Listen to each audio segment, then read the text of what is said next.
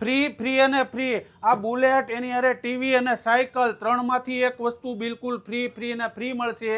એના માટે તમારે વિવોનો, રિયલમીનો, નોકિયાનો લાવવાનો કે ટેકનોનો કોઈ પણ એક ફોન લો ને તો ત્રણમાંથી એક વસ્તુ બિલકુલ ફ્રી મળશે.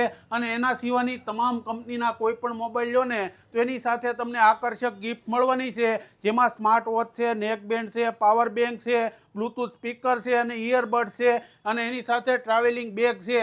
આ બધી જોરદાર ઓફર છે.